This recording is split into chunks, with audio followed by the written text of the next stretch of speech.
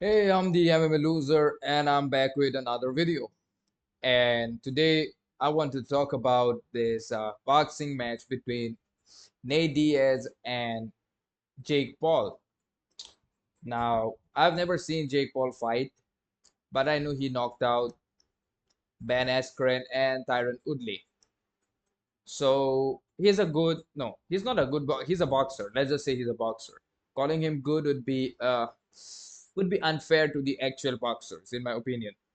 But the worst thing is Tommy Fury could not finish him in my if I'm not correct, if I'm not mistaken. So Tommy Fury, how bad of a boxer is Tommy Fury? If you are a real boxer and you cannot finish a YouTuber who boxes for fun, I mean, or who boxes just for content, he's not a boxer. Like Tommy Fury, how long has he been boxing? Man, if I was Tyson Fury, I don't know, I would have beaten the shit out of Tommy Fury. If I'm a world champion and my younger brother cannot defeat a YouTuber who in a boxing ring, then yes, I would just disown him. Now, I'm fairly certain if you're watching this video, then you know who Nate Diaz is. I talk about MMA fights, so I'm going to talk about Nate Diaz more than Jake Paul. Yeah, this is the tail of the tape. I don't know where is it. Yeah, this is the tail of the tape. If you can see this. Uh,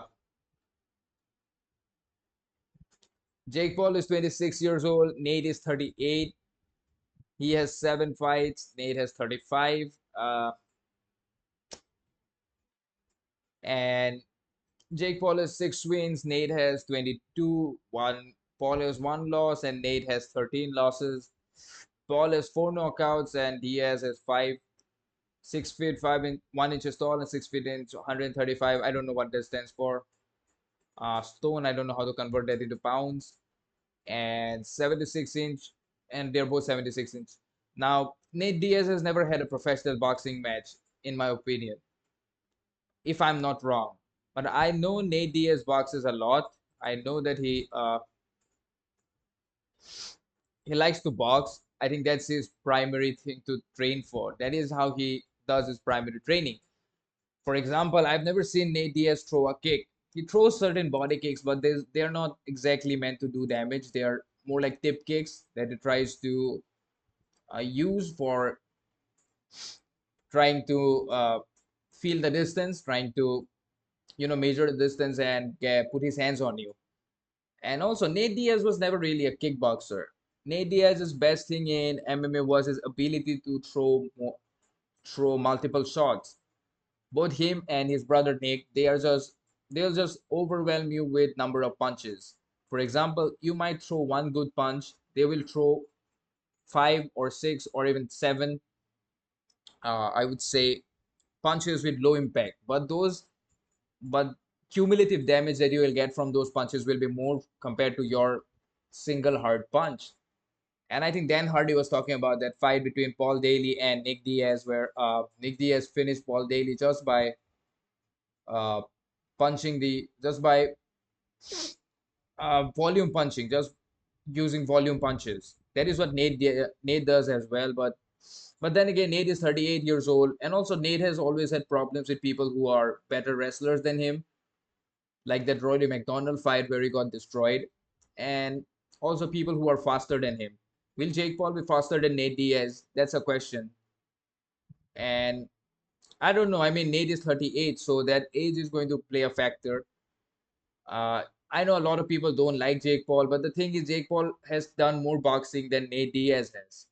It does not make any sense, but Nate has never fought inside a professional ring. I know he has done sparring. I'm fairly certain he has fought a lot of good professional boxers. He apparently trained with Danny Garcia or someone, and Danny Garcia said that Nate and Nick, they're pretty good boxers. I agree. I've seen them do good things inside the octagon as well.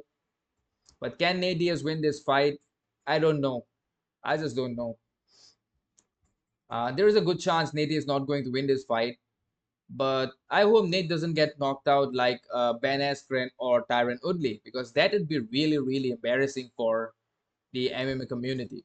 I mean, it is already embarrassing that uh, champions from UFC, people who were considered really, really elite, are going inside the boxing ring and losing to a YouTuber.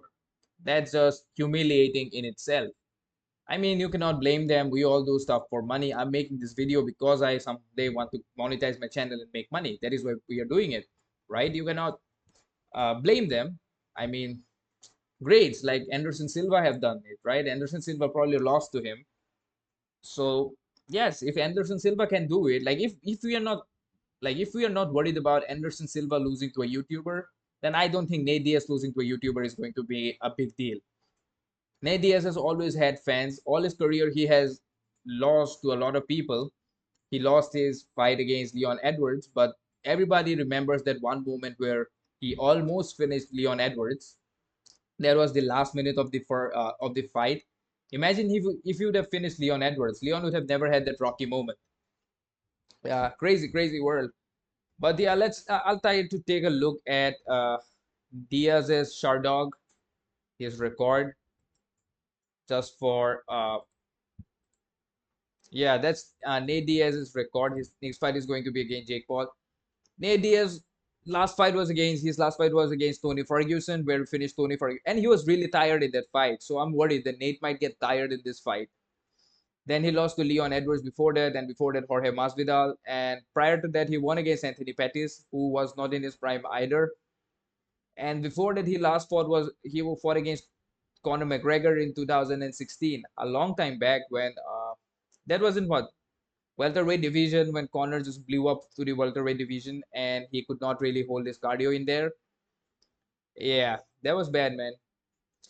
But yes, he has fought like who's who. He has fought some really good fighters. He fought against RDA, Gray Maynard, former champion Josh Thompson, Benson Henderson, former champion Jim Miller, Rory McDonald, Donald Cerrone, Takanori Gomi.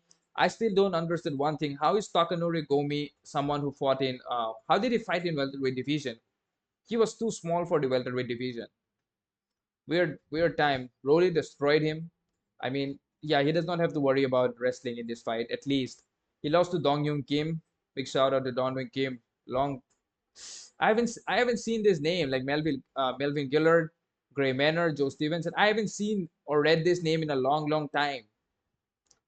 This takes me back to a long to some really years back, man. It takes me a way too back. Now, uh, So yeah, so this begs the question: can Nate Diaz defeat Jake Paul? I don't think Nate Diaz is going to defeat Jake Paul. As much as people hate Jake Paul, the thing is he is boxing inside a ring, and it's weird to say because Nate has also boxed, but I think Paul's experience in boxing is going to play a factor in this one. And Nate in his last fight with Tony looked really tired, and the only reason Nate won that fight is because it was against Tony. And if it was not Tony, and imagine what would have happened if Nate Diaz would have fought Hamzat Shimaev at in that pay-per-view. Big shout out to Kevin Holland for saving that fight card, and yes, and Tony for taking that beating. Tony another case of hanging in there for too long. But overall, I think Nate Diaz is going to lose this fight. I think Jake Paul is going to win this fight, even if we do not like Jake Paul. The question is, can Jake Paul be the first person to finish Nate Diaz? Hope not. I hope not. But then again, you never know, man.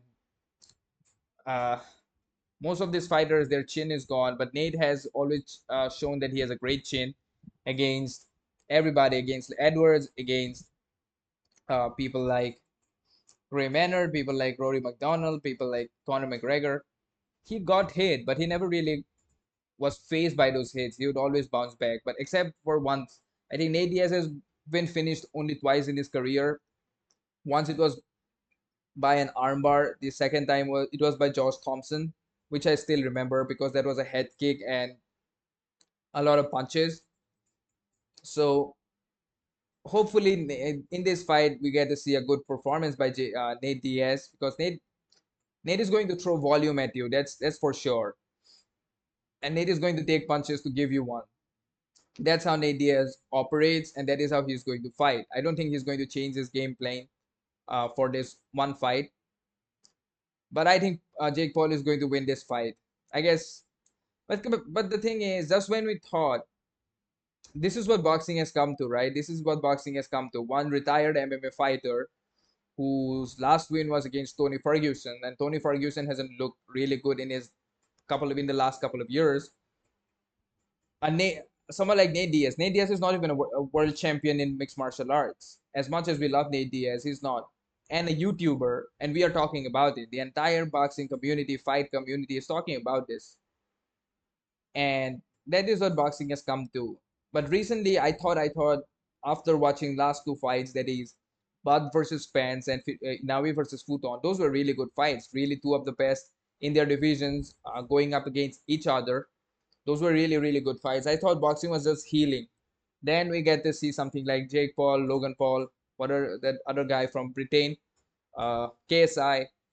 All of these fighters just fighting in there. Yeah, I don't know. Maybe they're going to make this interesting. They're going to make this exciting. I don't know. I would still prefer to watch two real boxers box and two real MMA fighters fight inside the octagon, except for that Mark Zuckerberg thing, which I would appreciate to watch that. Appreciate it. I would appreciate that fight. Whatever. But yeah, this is my prediction. I think Jake Paul is going to win this fight by, I don't know, unanimous decision, because that's boxing. That is how it works. And if you enjoyed the video, then drop a like and please share this video. I literally have I don't get any views. I don't know. I think YouTube has freeze my account or some shit like that. I don't know. And some stuff like that. And if you enjoyed the video, drop a like and please subscribe to my channel. I have very few subscribers. And peace out.